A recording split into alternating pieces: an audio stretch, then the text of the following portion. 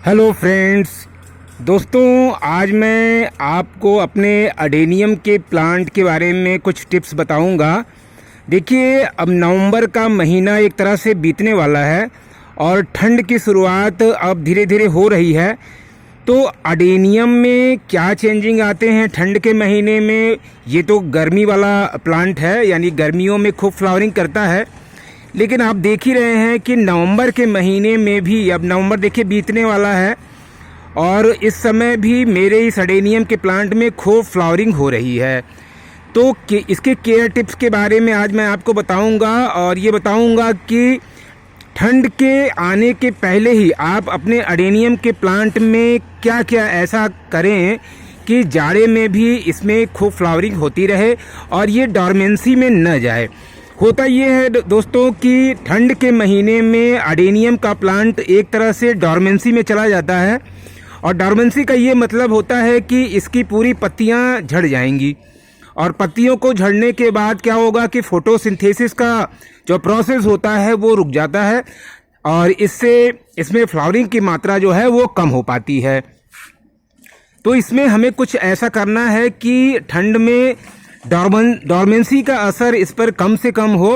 थोड़ा बहुत तो डॉर्मेंसी होगा ही, लेकिन थोड़े फ्लावर्स भी इसमें आते रहें, देखने में अच्छे लगते हैं। तो आज मैं इसी के बारे में आपको बताऊंगा। अभी आप देखिए मेरे अडेनियम के प्लांट में ज़बरदस्त ब्लूमिंग अभी भी हुई है और ये देखिए ये इसका बीज तैयार हो रहा है। बीज से अडेनियम जो है अच्छी तरह से हम इसको लगा सकते हैं। इसमें आप जब ये पूरा सूख जाएगा, ये देख रहे हैं आप, ये पूरी तरह से जब सूख जाएगा तो इसमें जैसे कपास के रेशे होते हैं उस तरह के रेशे मिलेंगे आपको, छोटे छोटे बीज मिलेंगे।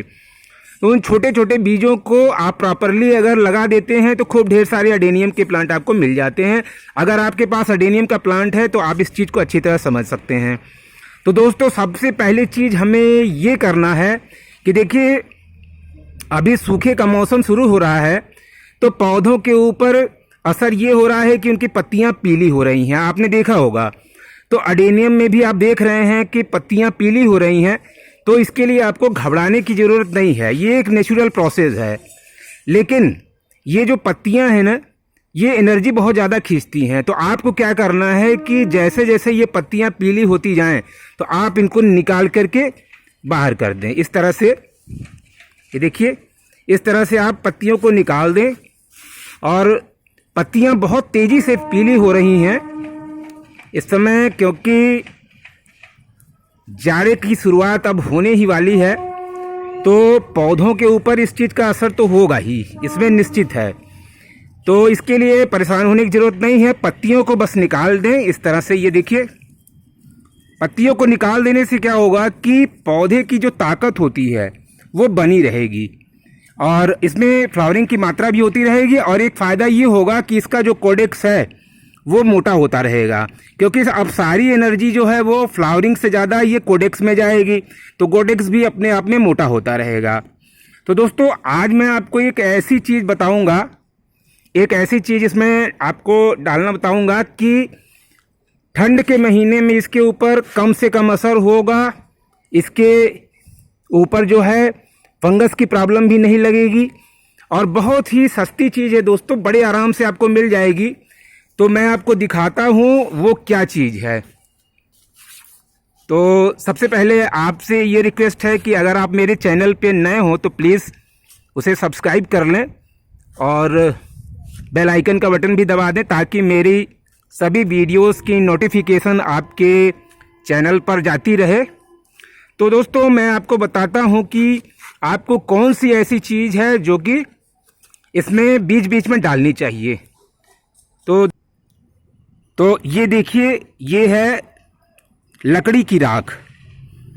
तो ये लकड़ी की राख ये बहुत ही ज़बरदस्त एक तरह से नेचुरल फंगिसाइड है दोस्तों, और साथ ही साथ पौधों की स्ट्रेंथ को भी ये बरकरार रखता है, क्योंकि इसमें कुछ नेचुरल तत्व पाए जाते हैं जो कि पौधों के लिए बहुत ही फायदेमंद होते हैं।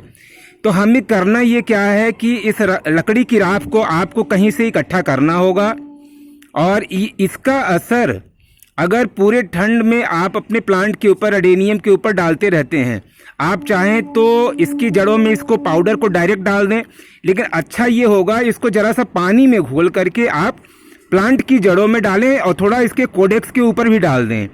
कोडेक्स के ऊपर डालने से ये फ़ायदा होगा कि जो फंगस कोडेक्स में लगने की प्रॉब्लम हो सकती है ठंड के महीने में, हो सकता है कभी आपने पानी ज़्यादा डाल दिया हो, ओवर वाटरिंग हो गई हो, तो फंगस लगने की प्रॉब्लम हो सकती है। लेकिन ये राख डालने से आपको इस चीज़ से निजात मिल जाएगी, आपको कोई भी केमिकल वाली चीज़ डालने की ज़रूरत नहीं है दोस्तों। तो चलिए इसको पानी में घोल लेते हैं। पानी में घोलने के बाद मैं इसको इसकी जड़ों में डाल दूंगा।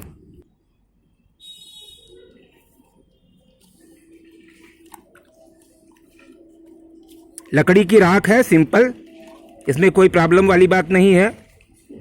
आराम से कहीं से आपको मिल सकती है, कहीं कहीं नहीं मिलती है, बहुत प्रॉब्लम होती है, छोटी छोटी चीज़ें भी नहीं मिल पाती हैं। लेकिन अगर आपको ये मिल जाए तो बहुत अच्छी बात है। बस आपको क्या करना है कि हर 10-15 दिन पर एक बार इस लकड़ी की इस तरह से राख बना करके आप इस तरह से राख को पानी में घोल करके इसमें डाल दें आपके अडेनियम के प्लांट में। तो ये देखिए मैं इसमें इसको डाल दे रहा हूँ। दोस्तों मेरे इस पॉट में कई एडेनियम के प्लांट हैं, 1 2 3 आप देख रहे हैं, 3 प्लांट हैं। इसमें बीच वाले का कोडेक्स काफ़ी मोटा होता जा रहा है, तो अब समय आ गया है कि इनको तीनों को मैं अलग अलग कर दूं। तो जिस दिन मैं इसको अलग करूंगा उसका भी वीडियो मैं आपको दिखाऊंगा।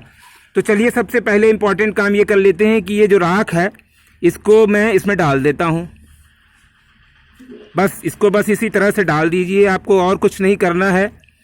दोस्तों ये ऑलरेडी मैं इसको एक्सपेरिमेंट करके देख चुका हूँ, आप भी करके देखिए, बहुत ही काम की चीज़ है ये। बस कोडेक्स के ऊपर भी डाल दें इसको। तो ये लकड़ी की राख जो है इसके लिए, एडेनियम के लिए एक अमृत का काम करेगी, ये समझ लीजिए आप देखेंगे कि ठंड के महीने में भी आपके एडेनियम में फ्लावर आते रहेंगे और पौधा आपका पूरी तरह से स्वस्थ रहेगा। तो दोस्तों ये रहा आपका पहला टिप्स जो है जो आपको करना है।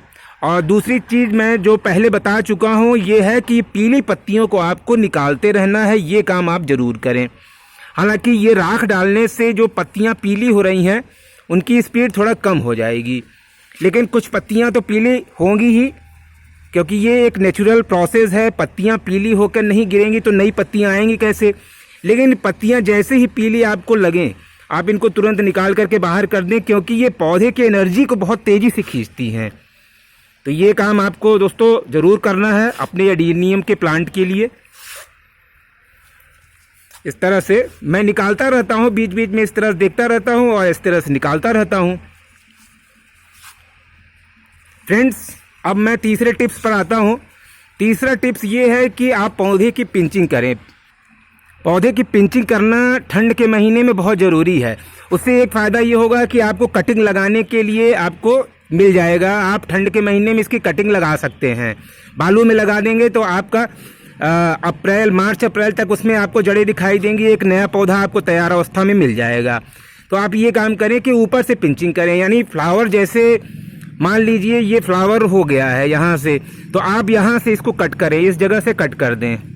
ये देखिए, तो इस तरह से कट करके, ये देखिए ये कटिंग मैंने कट करके लगा दिया है और इसमें अब पत्तियाँ आना शुरू हो गई हैं। दोस्तों इसको मैंने 10 दिन पहले लगाया था, सिर्फ बालू में लगाया है इसको, इसमें मिट्टी नहीं है। जब भी एडेनियम की कटिंग आप लगाएं तो बालू में ही लगाएं, मिट्टी में न लगाएं, क्योंकि फंगस की प्रॉब्लम हो सकती है। तो दोस्तों अगला टिप जो आपको ये करना है, मैं आपको बता रहा हूँ कि आप अपने एडेनियम के प्लांट को धूप में रखते हैं कि नहीं रखते हैं। अगर आप धूप में नहीं रखेंगे तो आपके प्लांट में, एडेनियम के प्लांट में कोई भी जो है डेवलपमेंट नहीं होगा। तो ये काम करें, ठंड के महीने में इसको आप धूप में ज़रूर रखें। गर्मी के सीजन में आप इसको थोड़ा शेडिंग में भी रख सकते हैं, लेकिन आप ठंड के महीने में इसको फुल सनलाइट में रखें। और लास्ट जो टिप मैं आपको बताऊंगा ये है कि इसमें वाटरिंग की मात्रा आप कम करें, यानी पानी जो है इसमें कम से कम डालें। जड़ों में तो पानी आप बिल्कुल भी न डालें। जड़ में जब भी, जैसे मैंने आपको बताया कि राख को पानी में घोल कर डालें, बस उसी समय ये काम करें, वरना इसकी जड़ों में आप पानी न डालें। लेकिन हल्का सा स्प्रे आप पौधे के ऊपर ज़रूर दे दें। जड़ों में बहुत ज़्यादा पानी डालने की ज़रूरत नहीं है, ऊपर से हल्का सा पत्तियों के ऊपर आप स्प्रे देखें तो दोनों चीज़ों में आपको साफ अंतर नज़र आएगा। ऊपर से स्प्रे करने में और नीचे जड़ों में पानी डालने में एक अंतर आपको समझ में आएगा। तो दोस्तों ये आपको मैंने टिप्स दिया है, तो आशा करता हूँ कि ये टिप्स आपको आपके एडेनियम के प्लांट को स्वस्थ रखेगा, फ़ायदा पहुँचाएगा। तो दोस्तों ये जो जानकारी मैंने दिया है आपको शेयर किया है, जो कि मैं करता हूँ।